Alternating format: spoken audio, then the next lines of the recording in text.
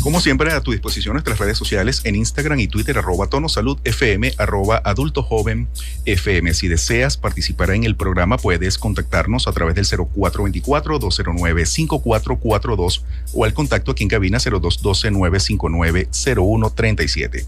Hoy vamos a conversar sobre autoestima. Nos acompaña la doctora Tatiana Muñoz. Ella es psiquiatra, psicoterapeuta. Doctora, buenos días y como siempre, bienvenida. Gracias por estar aquí. Buenos días, Edwin. Muchas gracias por la invitación a tu programa nuevamente y a todo tu equipo. Gracias. Doctora, autoestima. No sé si está bien comenzar sobre la motivación. ¿Qué es la motivación?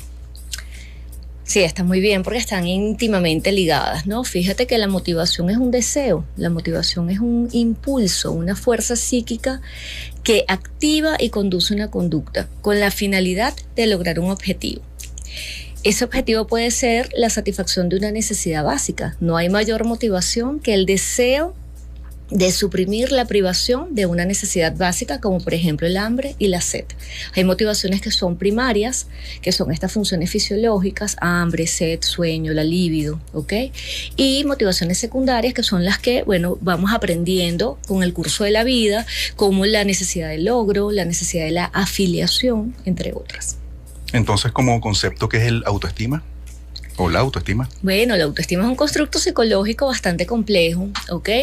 Fíjate que es un constructo psicológico que se establece a finales del siglo XIX y luego tiene como un declive con el nacimiento de la psicología conductista. Ya a mediados del siglo XX, con el nacimiento de la psicología humanista, vuelve a resurgir el concepto y se queda para siempre con nosotros y toma pues la vigencia que hoy día tiene. Los conceptos van a variar dependiendo quizá de repente del autor que tú leas, okay, de la escuela que tú revises. Entonces allí pueden haber algunas variantes un poco sutiles en lo que son las conceptualizaciones del término. Pero si nos vamos a grosso modo, auto viene del griego, ¿okay?, que es propio, y estima viene del latín, que es una valoración. Entonces podemos decir que es una valoración positiva o negativa de nuestra persona. O sea, nosotros mismos. Nosotros mismos hacemos esa evaluación de quiénes somos, es una opinión de nosotros y decidimos si nos aceptamos o no como personas.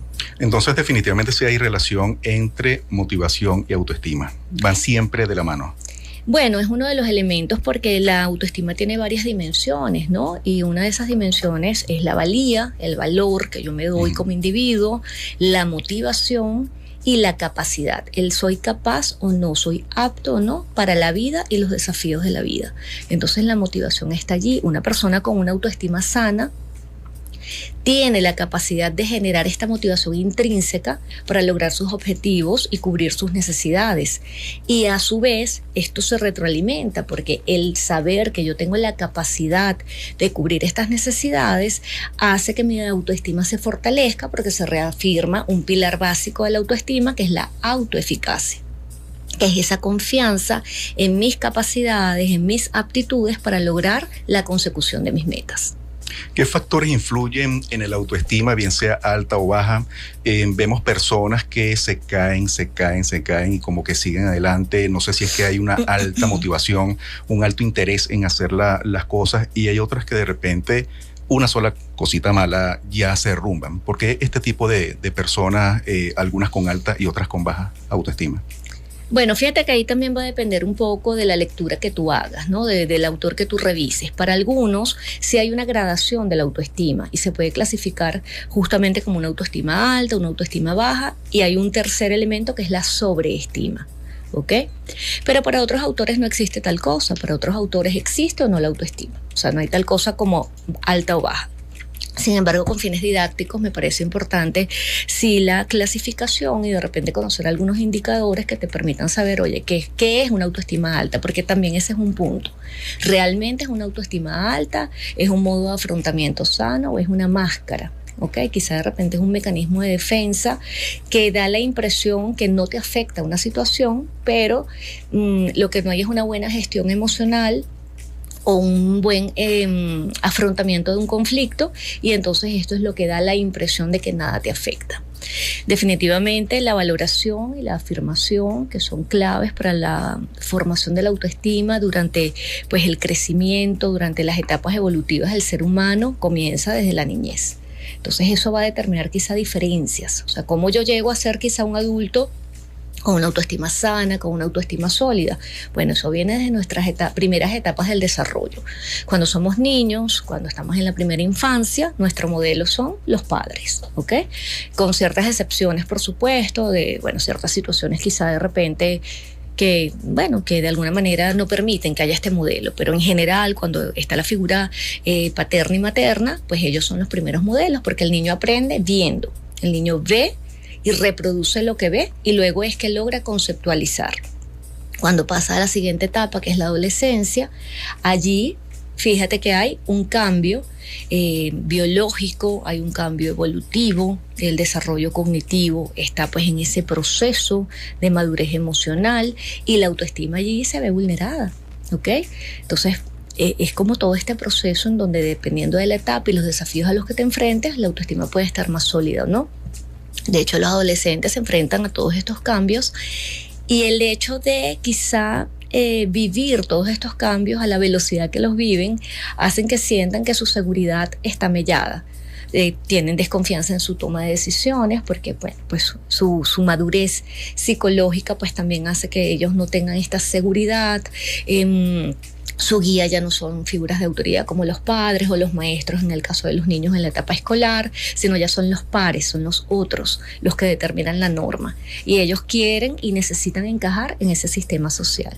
Por eso es muy importante en esa etapa pues justamente el acompañamiento de los adolescentes para fomentar la autoestima, que ellos desarrollen criterio y puedan discriminar qué es bueno, qué es malo, qué es sano para ellos y qué no. Muy bien, hoy estamos conversando sobre autoestima. Nos acompaña la doctora Tatiana Muñoz. Ella es psiquiatra, psicoterapeuta. Puedes contactarla y seguirla a través de @psique. 8:29 de la mañana. Enseguida regresamos con más de Tono Salud.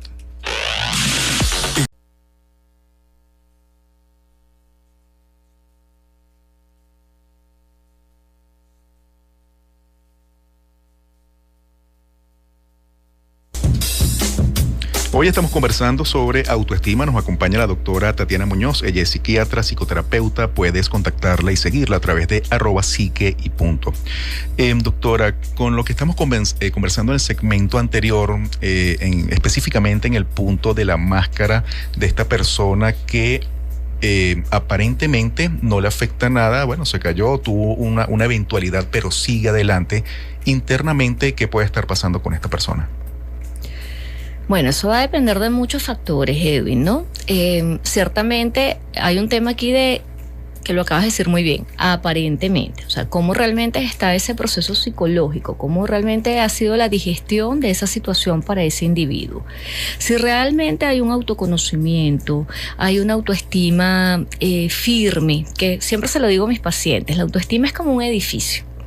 Es un edificio con tecnología antisísmica. O sea, es un edificio que está sobre bases sólidas, que son unos pilares como el autoconcepto, la autoimagen, el autorrefuerzo, la autoeficacia, y tiene que ver pues con esa valía, con ese yo puedo, yo soy, yo tengo la capacidad, ¿ok? Pero con la suficiente flexibilidad en su estructura para adaptarse a los embates de la vida, porque la vida no es una línea recta, la línea es como una montaña rusa, tiene curvas, tiene baches, tiene subidas, tiene bajadas, y por supuesto en la medida que la persona tenga la capacidad de adaptación, la capacidad de resiliencia, que por aquí lo conversábamos en el estudio, que es algo bien importante, pues va a permitir pues que la persona se adapte mejor a estas situaciones quizá que pudiesen vulnerar la autoestima. Pero hay otro grupo de personas que quizá, bueno, pues con esta necesidad de no flaquear, de no mostrar esta vulnerabilidad, utilizan una máscara que en cierta medida, para algunos autores, todos tenemos una máscara, ¿no? Todos nos ponemos una máscara cuando salimos de casa. Lo importante es que haya realmente un equilibrio entre qué es como mi mecanismo de afrontamiento de mi vida diaria, o sea, porque tampoco es que tú sales allí con el pecho al aire, tú tienes tus ciertas reservas, ¿no? Tú tienes como un escudo protector, pero que eso no limite tu experiencia de vida. y que eso no niegue los conflictos que tú puedas estar atravesando, porque negar un conflicto solo lo hace más grande. Es importante reconocer cuando algo no está funcionando adecuadamente para que tú puedas trabajar, porque si tú no reconoces, es imposible tener un trabajo de crecimiento personal. A mí lo que me gusta de esto del comentario de la máscara es que independientemente de la situación, tú vas a salir adelante. Claro. El problema es que posiblemente esto cause un desgaste. Y algo está de base que no lo estás viendo. Ahora, para entender un poco esto, doctora, ¿a qué denominas autoestima sana y cuál sería la autoestima no sana? La autoestima sana sería aquella que está presente en individuos que tienen, a modo general, confianza en sí mismos, que tienen confianza en su criterio, confían en que son capaces de afrontar los desafíos de la vida. O sea, sienten que tienen la capacidad de resolver los conflictos que se les presenten. Y cuando sienten que no pueden solos, tienen la capacidad de pedir ayuda. Y eso es bien importante. El reconocer quizá de repente, mira, yo poseo estas capacidades, estas aptitudes y estas habilidades, pero quizá de repente carezco de algunas otras. Y eso no me llama mi confianza. Al contrario, eso me ayuda a solicitar soporte, a delegar, y eso más bien me fortalece. Es una persona que tolera la frustración, que tiene un rango emocional amplio, no tiene un pensamiento dicotómico bueno o malo, no, hay grises, hay matices en esa visión, ¿ok? Son personas que tienen inteligencia emocional, que tienen la capacidad de gestionar adecuadamente las emociones.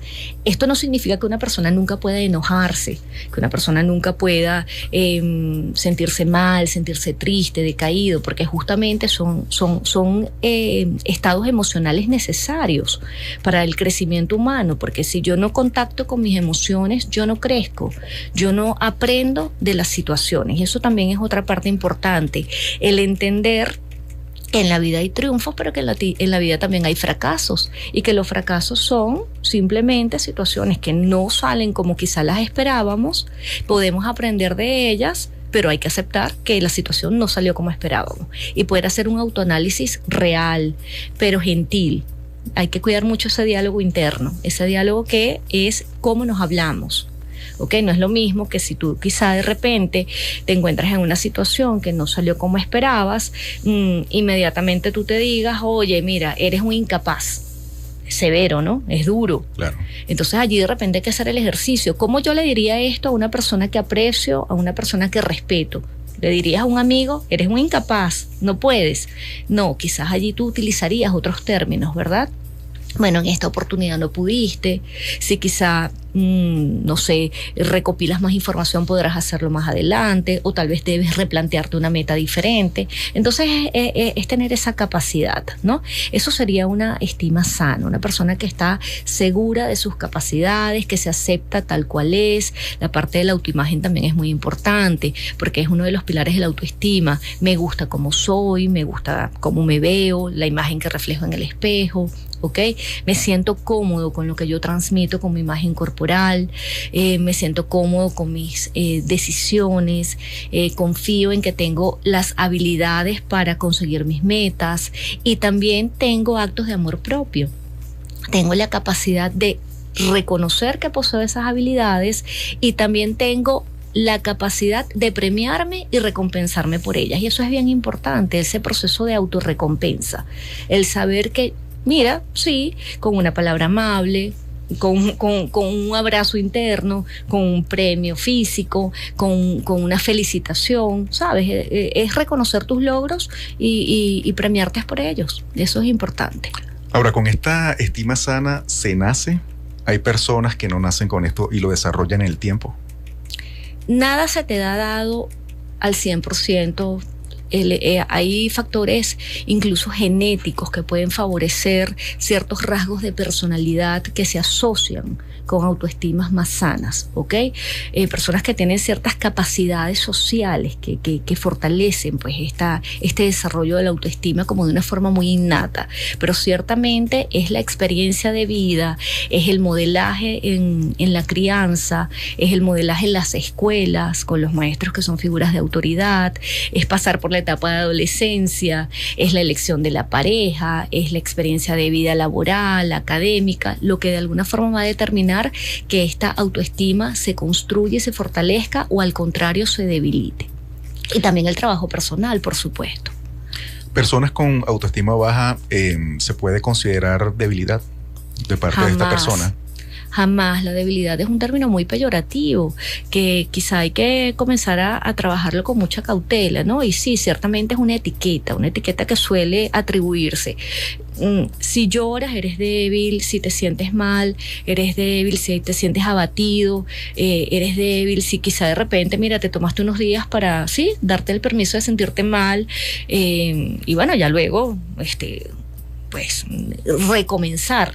No es un signo de debilidad. No, la autoestima baja puede ser inclusive la manifestación de otros problemas. Puede ser el reflejo de modelos de crianza no tan sanos, puede ser la consecuencia de experiencias de vida no tan gratificantes, porque volvemos a lo mismo. Hay un post que a mí me gusta muchísimo, que está dividido como en dos, ¿no? Y es un niño que ve por la ventana. Entonces la mitad del post está a color y la otra mitad está en blanco y negro. Entonces, ¿cómo afrontas la vida? Entonces el niño a color afronta la vida de una forma muy feliz y optimista, pero porque todo su trecho ha sido un jardín. Y eso no es que esté mal, está bien. Pero el otro niño que está en blanco y negro, ¿ok?, pesimista o esta persona que tiene la autoestima baja, bueno, pero ¿cómo ha sido su trayecto? Oscuro, vacío, ha sido un trecho pues más cuesta arriba, ¿no? Su experiencia de vida ha sido más dura. Entonces definitivamente eso va a ser un determinante, que tiene que ser así, que no puede haber una capacidad de cambio y que a pesar de las adversidades no puede haber una capacidad de desarrollar una autoestima sana. No, claro que sí la hay. Hay corrientes inclusive muy interesantes en el área de la psicología, que son corrientes como la logoterapia, propuestas por un psicólogo que vivió algo tan terrible como el Holocausto. Y él escribió El sentido de la vida, que este psiquiatra, más que un psiquiatra, era un filósofo, porque en una situación tan adversa, él descubrió que había un sentido y un propósito para seguir adelante. Y eso es algo muy grande, es algo muy grato. Entonces es muy importante saber que los seres humanos tenemos como ese derecho inalienable en nuestro ADN de que somos suficientes y que tenemos la capacidad y el derecho a ser felices y a salir adelante. Muy bien, oye, qué profundo. Ay, estamos aquí profundos y filosóficos. Hoy estamos conversando sobre autoestima. Nos acompaña la doctora Tatiana Muñoz. Ella es psiquiatra, psicoterapeuta. La puedes contactar y seguir a través de @psique. 8:53 de la mañana. Enseguida regresamos con más de Tono Salud.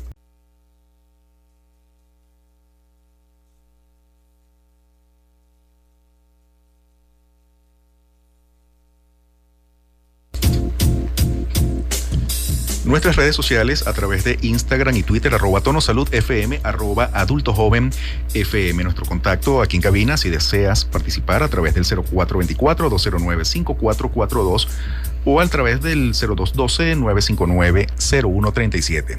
Hoy estamos conversando sobre autoestima con la doctora Tatiana Muñoz. Ella es psiquiatra, psicoterapeuta.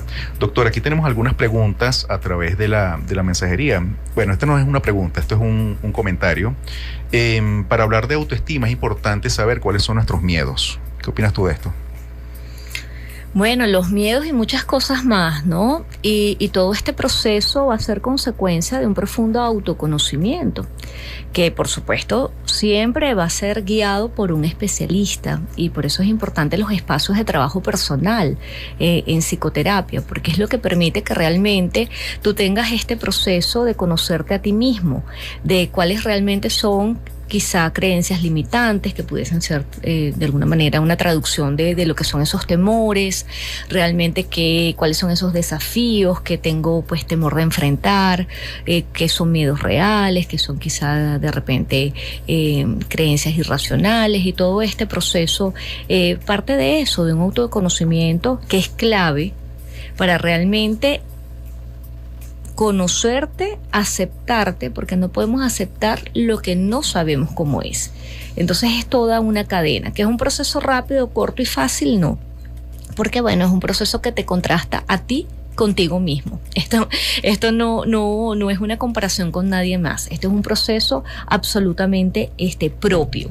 De hecho, es bien importante porque aunque es un proceso individual, sí, por supuesto, va a tener la influencia del entorno en el que tú te desarrolles. Es tu entorno, el ambiente, tus experiencias de vida, más ciertos factores intrínsecos que van a determinar realmente cómo tú afrontas los miedos, cómo tú afrontas la vida, qué recursos, qué herramientas tienes tú para afrontar el día a día. Hablando de buscar ayuda, en la clínica, ¿personas van a tu consulta por este tema? Muchísimo. A veces no de una forma explícita, porque a veces no se sabe, o sea, no siempre se sabe, oye, tengo un problema de autoestima, o mira, yo siento que tengo una autoestima baja, o siento que me faltan ciertos elementos, no, pero es algo que tú descubres en el proceso terapéutico, ¿no?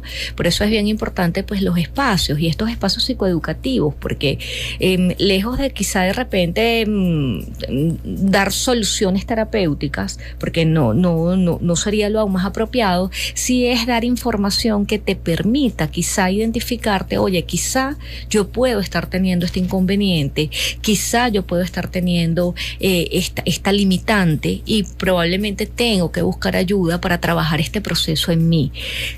Hay muchas ayudas masivas que siempre suman, pero nunca van a sustituir un proceso individualizado, un proceso que es netamente personal. Seguro. Y me parece muy maduro que una persona vaya a buscar ayuda. Absolutamente sin límite de edad.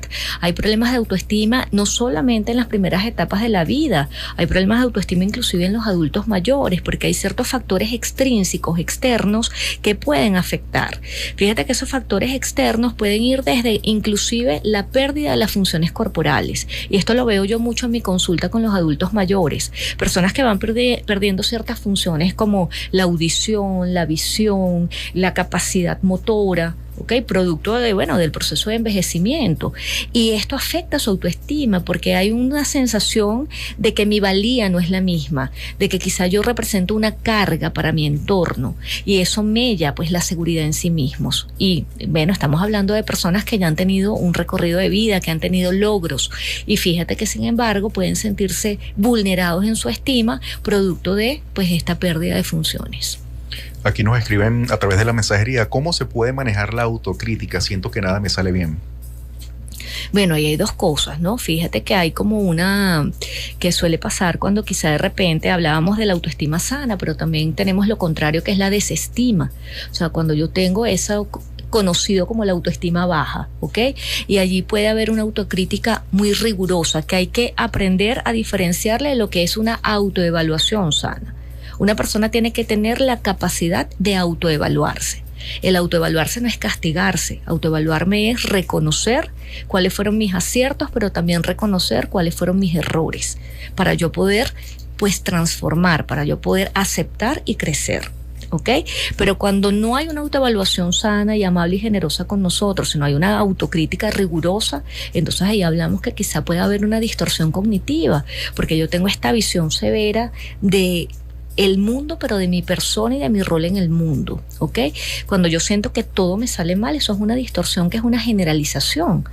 El hecho que algo no haya funcionado en una ocasión no significa que siempre va a salir mal, ¿ok? De repente allí lo que hay es que darse la oportunidad de, evaluar qué fue lo que condicionó el fallo de lo que yo intenté hacer. Una falta de aptitudes, podré mejorar, podré aprender.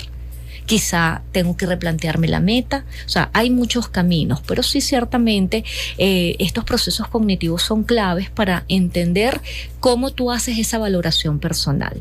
Y las distorsiones cognitivas como la generalización, la selección, o sea, las personas aprenden a seleccionar lo negativo. Entonces, yo de una situación no veo lo bueno, sino veo lo malo. Eso es parte de esa autoestima baja o de esa desestima. El personalizar todo, sobre todo lo malo, tiene que ver conmigo, ¿ok? Todo lo que las personas hacen es para perjudicarme. Hay poca tolerancia a la frustración, hay de alguna forma inseguridad, poca confianza en mi sistema de toma de decisiones. Yo no confío en mi capacidad para resolver un conflicto. Tengo un rango emocional estrecho, a diferencia de una estima sana. Más bien soy como muy dicotómico, todo es blanco o negro. Yo no veo grises, yo no veo matices. Doctora, por aquí también nos escriben, las parejas tóxicas que te disminuyen la autoestima, hay que dejarlas ir. ¿Cómo influyen este tipo de parejas cuando no es una relación sana? Las parejas, así como el entorno, los pares, amigos, familia, son factores externos que van a influir en la autoestima ciertamente. La elección de la pareja comienza probablemente, al final de la adolescencia y al principio de la edad adulta, ¿ok? No es una condición sine qua non. Hay personas que pues no eligen pareja, pero digamos que sí es una necesidad de afiliación, que inclusive está establecida como una necesidad básica. Y eso nos lleva directamente a una teoría, que es la teoría de satisfacción de necesidades de Abraham Maslow, que él establece que hay una pirámide de necesidades y una de esos peldaños es justamente esa necesidad de afiliación, esa necesidad de buscar una pareja. ¿Qué pasa en la elección de la pareja? Que la elección de la pareja es clave, porque la pareja es un acompañamiento que tú eliges con fines de crear inclusive familia, de construir un hogar, hay un compartimiento de finanzas, es como un contrato, eso es como una empresa que tú decides hacer con una persona. Pero ¿qué sucede cuando tú no tienes una autoestima sana, cuando tú realmente no tienes una valoración adecuada de tu persona? El cerebro no discrimina, el cerebro dice: yo te voy a dar la razón. Si tú no te aprecias, si tú no te valoras, inconscientemente, por supuesto, todos estos son procesos inconscientes, tú vas a buscar a una pareja que no te aprecia y que no te valora, porque el cerebro tiene que tener razón. Yo voy a buscar a alguien que me reafirme y me ratifique que yo no valgo y que yo no tengo ese valor para los otros. Ciertamente, cuando yo me veo ratificada en esa situación, yo voy a buscar de alguna forma una compensación y allí se hace un círculo vicioso. Entonces sí, es bien importante cuando estás en una relación de pareja en donde no hay una sanidad en esa afiliación, pues buscar ayuda, porque la ayuda no es en función de la pareja, la ayuda es en función de ti. O sea, ¿qué te llevó a la elección de esa pareja? Y qué quizá de repente son los elementos que hay que revisar para pues tú determinar si efectivamente esa es una pareja conveniente o no. El término tóxico está muy común hoy día, hoy todo el mundo es tóxico, pero sí, ciertamente a veces la toxicidad, lo que es un reflejo de malas decisiones, producto de algo tan elemental, tan básico, que es la semilla de nuestra personalidad y nuestro eje conductor en la toma de decisiones, como la autoestima. Una última pregunta que nos hacen a través de la mensajería. ¿La autoestima es actitudinal? Hay un concepto, hay un autor que habla de la autoestima como un fenómeno actitudinal, y cuando hablamos de la autoestima como una actitud, tiene todo el sentido, porque estamos hablando que la autoestima tiene un elemento cognitivo, que son estos pensamientos o creencias que tenemos acerca de nosotros mismos, tiene un elemento emocional, que es cómo nos sentimos, nos queremos o no nos queremos, no nos gustamos o no, nos sentimos cómodos, nos apreciamos o no, y un elemento comportamental, que son esas acciones o actitudes que tenemos con nosotros, nos cuidamos o no, tenemos conductas de autocuidado y de amor propio, o tenemos conductas autodestructivas. En el segmento anterior hablamos sobre la autoestima sana. Nos faltó autoestima no sana. ¿Cuáles son esos rasgos que caracterizan el autoestima no sana? Hay varios indicadores. Uno de ellos es, justamente la falta de confianza en mí como individuo. Falta de confianza para ser apto para la vida, para ser apto para los desafíos que se presentan en mi día a día. No tengo como esa certeza de que mi sistema de toma de decisiones sea el adecuado. Puedo tener muchísima inseguridad, pero justamente porque siento que no tengo la capacidad de tomar una decisión acertada. Hay poca tolerancia a la frustración, puede haber como una hipersensibilidad hipersensibilidad a la crítica. Ojo con esto, también depende del contexto de la crítica, ¿no? Evidentemente, o sea, si es una crítica que proviene quizá de un entorno no constructivo, pues ciertamente va a haber una hipersensibilidad, pero bueno, somos seres que necesitamos quizá de la valoración y de reconocimiento del otro, porque fíjate que para algunos autores la autoestima es un proceso netamente individual, y sí que lo es, pero no está desligado porque es inexorable que el entorno impacte positivo o negativamente en ella. De hecho, la autoestima es considerada como un fenómeno sociocultural. La historia de la humanidad está determinada por la autoestima de las personas, por personas que creyeron merecer algo, por personas que creyeron que valían o que tenían un lugar en el mundo y cambiaron la historia de la humanidad y han marcado las distintas etapas. Entonces, fíjate lo que es el impacto sociocultural de un proceso que es individual. Entonces, podemos hablar que la autoestima, aunque sí es un proceso individual, tiene un impacto colectivo. Otro aspecto de una estima baja, bueno, quizá esa estrechez en el rango emocional, ¿no? Personas que expresan como dos emociones, ¿no? No tienen como esta gradación, ¿no? Hay como una rigidez. Son personas que son como muy intolerantes al cambio, no se dan la oportunidad de cambio. O sea, tengo una creencia y esto es así hasta el final. No, mira, tienes que tener la flexibilidad y de pensamiento de quizá entender que ciertas creencias no son funcionales y que si tienes la oportunidad y no pasa nada si te das la oportunidad del cambio. Muy bien, estamos transmitiendo en vivo desde la señal matriz Adulto Joven 88.1 FM para toda Caracas, a través de la 97.1 la FM de Barlovento para todo el litoral mirandino y por la señal de la 94.1 FM para Barcelona y Puerto La Cruz. Hoy estamos conversando sobre autoestima. Nos acompaña la doctora Tatiana Muñoz. Ella es psiquiatra, psicoterapeuta, y puedes contactarla y seguirla a través de @psique y punto. 9:22 de la mañana, enseguida regresamos.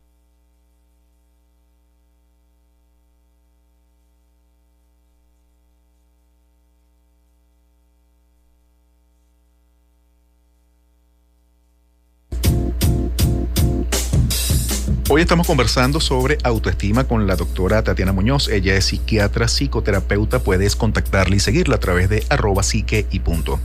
Doctora, creo que nos faltó algo, y es precisamente la sobreestima. Ya hablamos de la baja estima, aquellas personas que ven y aceptan ciertas situaciones y lo afrontan, pero ¿qué pasa con estas personas que más bien tienen sobreestima? Bueno, fíjate que la sobreestima pudiese de entrada como entenderse como algo positivo, ¿no? Tú dices, bueno, quiere decir que me quiero mucho, que me acepto, y bueno, es una fortaleza, y lejos de ser una fortaleza, más bien es una desventaja, ¿no? Porque la sobreestima puede representar un autoengaño. O sea, la persona puede comenzar a percibir que tiene cualidades o aptitudes que realmente no posee. Entonces no es algo que te estimula al desarrollo humano, sino que más bien te limita. Porque son personas como muy cerradas al error, o sea, no reconocen defectos o errores propios. Y si tú no reconoces defectos o limitaciones propias, pues ¿cómo aprendes? No tienes nada que aprender, ya lo sabes todo. Entonces es bien complicado cuando se presenta, ¿no? Realmente cuando tú analizas y cuando tú escudriñas lo que es la sobreestima en una persona, que tienes a una persona en terapia, lo que tú identificas que ahí realmente es una desestima y una baja autoestima, pero que está sobrecompensada con una serie de conductas que pues buscan un poco como cubrir ese déficit. Fíjate que hay una imagen que siempre nos acompaña y que siempre la vemos, y justamente ha sido utilizada como un elemento como de autoayuda o de crecimiento personal, que es esta imagen del gatito que se ve en el espejo y se ve como un león. Okay, claro. Entonces siempre esto ha sido utilizado como, como una fortaleza, como que tienes que verte grande, fuerte. Y a mí me parece que hay que ponerle la lupa, ¿no? A mí me parece que es una imagen de cuidado. Realmente, si tú te vas al purismo del asunto, el gatito debería verse como el gatito. O sea, tú deberías verte como tal cual eres y aceptarte tal cual eres y confiar en tus capacidades tal cual eres. No necesitas ni agrandarte ni disminuirte, sino verte tal cual tú eres. Y eso es un reto. Ahora, ¿qué pasa si definitivamente no hay ausencia, sino efectivamente esta persona tiene las cualidades? Bueno, ahí hablamos de una autoestima sana. Si tú tienes las cualidades y reconoces estas cualidades, hay una autoestima sana. Ahora, si tú eres soberbio, si tú abusas quizá de repente de estas capacidades, no, definitivamente ahí hay una desviación a la norma y es algo que hay que quizá trabajar, ¿no? El por qué estás como teniendo este comportamiento, ¿no? Quizá estás utilizando estas habilidades de una forma equivocada. Entonces, pero ciertamente debe haber una coherencia. O sea, aquí la clave es la coherencia y el equilibrio. Si yo cuento con habilidades y tengo la capacidad de reconocer esas habilidades en mí y la aplicabilidad de ello, chévere. Pero si yo no cuento con las habilidades y creo poseerlas, probablemente voy a tener una conducta desadaptativa, como también puede ser que yo tenga las habilidades, pero como no tengo una estima suficiente, pues no veo ese valor en mí, no reconozco esas aptitudes en mí y entonces me limito en la experiencia de vida. ¿Cómo o cuáles serían las herramientas para yo como persona, conocer mis miedos, cómo las debo manejar? El tema de la autocrítica, que nos lo estaban preguntando hace un momento, resolución de conflicto, el tema de las apariencias, ¿cuál sería el consejo para las personas? Porque hace un momento te pregunté y efectivamente hay personas que acuden a tu consulta para esto, pero ¿qué pasa a aquellas personas que no lo hacen, que buscan de alguna manera, con las pocas herramientas y conocimientos que tienen, afrontar todo esto y salir adelante? Bueno, ciertamente quizá los espacios de terapia no siempre son accesibles para todo el público, para toda la población, por muchísimos factores, ¿no? Factores geográficos, factores económicos, creencias, porque también la cultura, ¿no? Afecta muchísimo, o sea, lo que es lo sociocultural. Si de repente no hay una visión de la importancia de trabajar estos aspectos de tu persona, hacer esta introspección en estos procesos psicológicos, pues ciertamente no se le da la importancia que tiene. Y bueno, las personas sienten que es algo menor. No es importante trabajar la autoestima, que da igual que tú tengas una autoestima sana o no sana, porque ciertamente tú, bueno, vas a manejarte y a tropezarte allí en la vida como puedas, ¿no? Entonces sí, ciertamente es muy importante, bueno, quizás estos espacios educativos que te permitan, pues bueno, crear conciencia. El que tú trabajes esa conciencia de entender, oye, mira, quizá de repente no es normal que yo me sienta de esta manera, quizá no es normal que yo tenga esta percepción de mi persona, quizá yo tengo que trabajar cómo yo afronto los desafíos de mi día a día, cómo yo manejo los conflictos, que el manejo del conflicto es todo un tema aparte, este es otro programa. Porque bueno, hay distintas maneras. ¿Qué es lo ideal a la hora de manejar un conflicto? Bueno, la colaboración. Hay distintos modos de afrontamiento y la colaboración vendría siendo el ideal. Yo gano, tú ganas. Y ambos trabajamos en beneficiarnos mutuamente, ¿no? Pero muchas veces la colaboración plena no es posible, entonces tú vas como al segundo proceso ideal, que sería la negociación. Bueno, quizá tú y yo tenemos que perder algo, pero ganamos en lo esencial, en lo que es fundamental para ambos, ¿no? Pero no siempre se da esa bella historia. Bueno, a veces lo que hacemos es competir, yo gano, tú pierdes. A veces lo que hacen las personas quizá que tengan una autoestima baja o una desestima es ceder. No importa si yo resulto afectado en este proceso, yo cedo, tú ganas, yo pierdo. Entonces, bueno, es todo un mundo que hay que trabajar desde lo que hablaba al principio, que es el autoconocimiento. ¿Y cómo llegamos a ese autoconocimiento? Con un proceso de introspección personal. Lo ideal, siempre guiado por un especialista en el área de la salud mental, en un proceso de psicoterapia que puede durar años inclusive. Pero bueno, estos espacios por lo menos pueden darte luces, ¿ok? Así como hay muchísima información seria, balanceada, que puede darte pues luces de, bueno, quizá hay cosas que yo tengo que darme el permiso de trabajar, porque es como una inversión. La autoestima es como ese músculo que tú trabajas en el gimnasio, es algo que tú tienes que trabajar a diario. El conocerte a ti mismo es un proceso, porque somos como una cebolla, vamos por capas, no podemos llegar al núcleo de golpe, porque probablemente si lo intentamos hacer de esa manera vamos a tener un quiebre, porque no siempre estamos preparados para escuchar lo que no queremos escuchar. Claro. Entonces es un proceso que debe llevarse con mucho cuidado. Hoy estamos conversando sobre autoestima. Nos acompaña la doctora Tatiana Muñoz. Ella es psiquiatra, psicoterapeuta. Puedes contactarla a través de @psique. 9:48 de la mañana. Enseguida regresamos con más de Tono Salud por el circuito Adulto Joven 88.1 FM.